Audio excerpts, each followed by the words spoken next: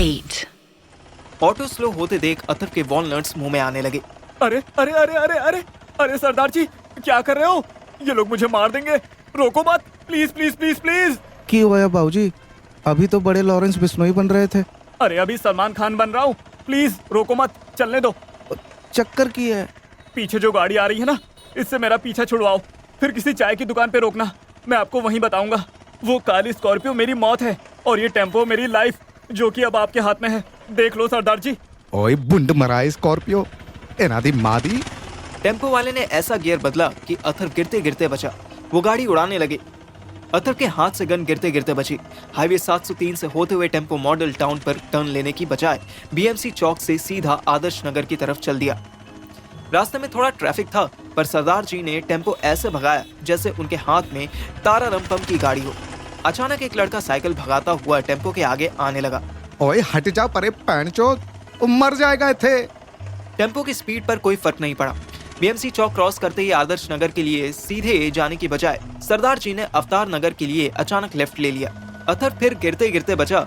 पीछे आती गाड़ी भी बिल्कुल लास्ट टाइम पर लेफ्ट मुड़ी। अरे हम कहाँ जा रहे हैं? ओए तू ही तो बोला काके, जितने जिंदा रह सके उथे चले आपा। पूरा शहर देख रहा था कि 2000 सीसी इंजन की पावर वाली स्कॉर्पियो से एक फटफटा से टेम्पो रेस लगा रहा था और जीत रहा था।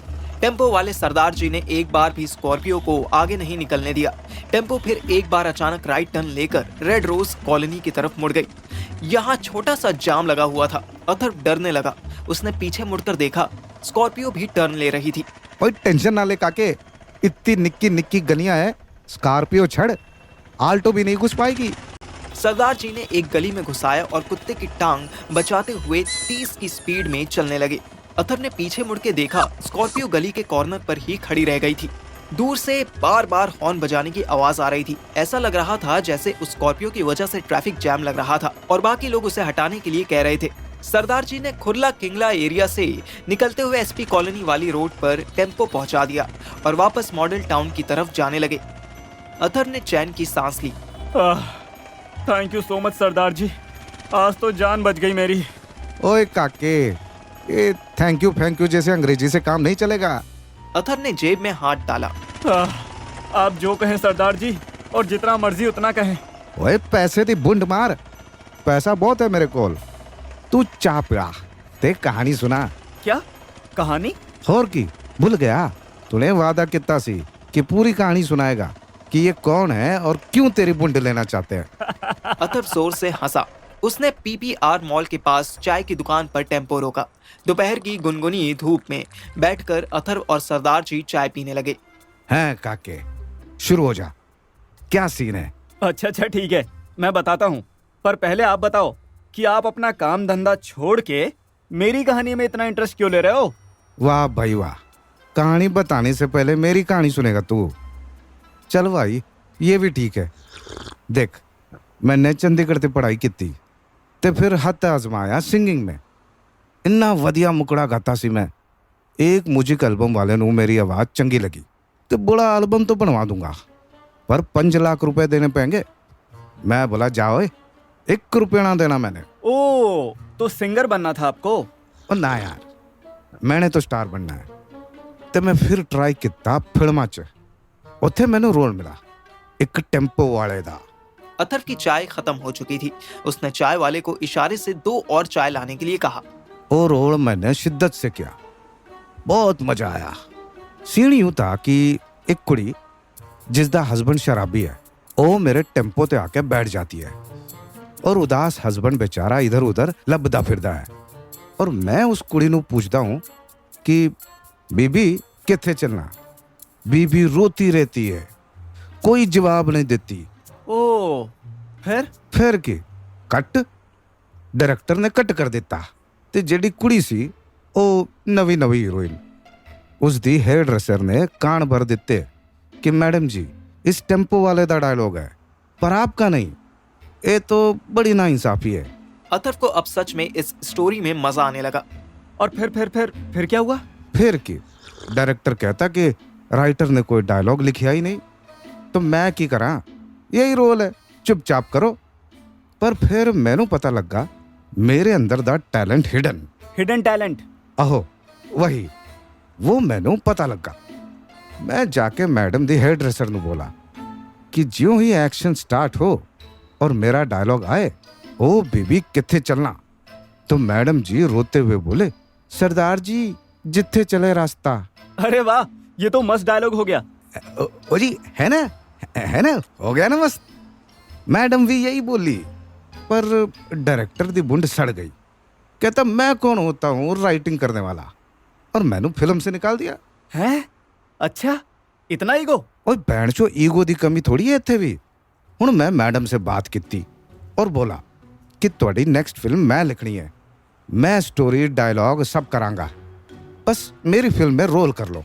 अरे पर फिल्म बनाने में तो बहुत पैसे लगते हैं ना। और फिर की, और टेम्पो चलाने में भी बहुत पैसे मिलते हैं। मैं दिन च लोकल सवारी भर लेना और राती में मालगाड़ी बना के दुकान का सामान शिफ्ट करवा देना। क्या? फिर सोते कब हो आप? ओए काके, सारी जिंदगी सोया ही तो है आपा। अब मौका लगा है, कुछ कर लिए। ग्रेट सरदार जी, फिर कितना पैसा इकट्ठा हो गया?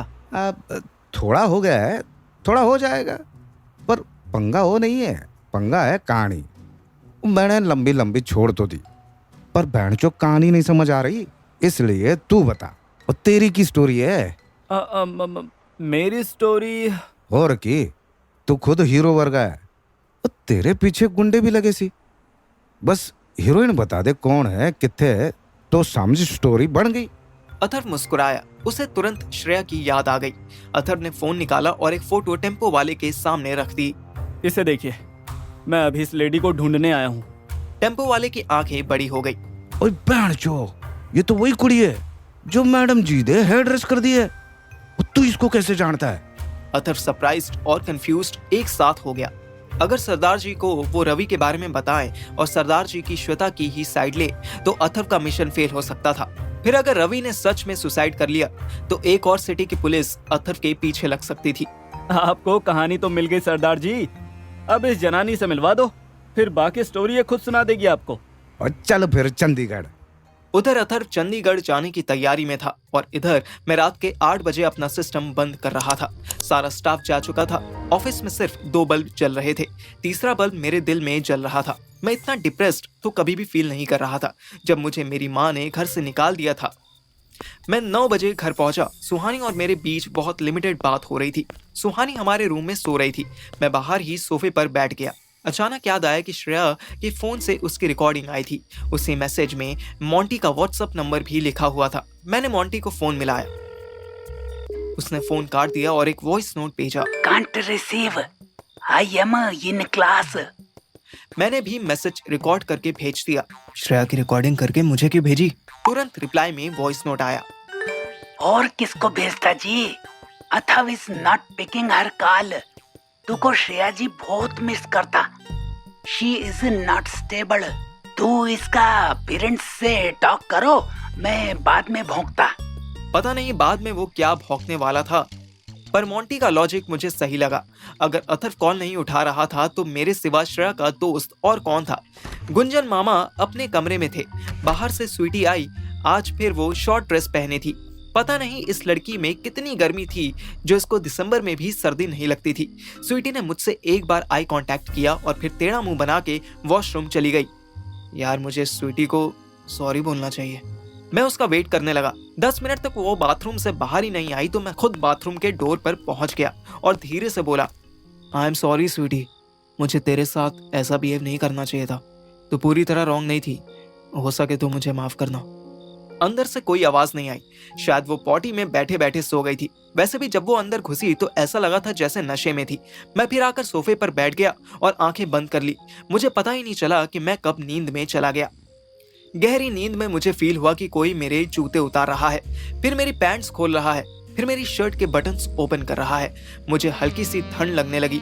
फिर किसी ने मुझ पर ब्लैंकेट डाल दिया तो मुझे अच्छा लगने लगा। मैं इतना थका हुआ था कि आंखें भी खुल नहीं पा रही थी। मुझे मेरी कमर के पास किसी के लिप्स का टच फील हुआ। मैं चौंक के उठा।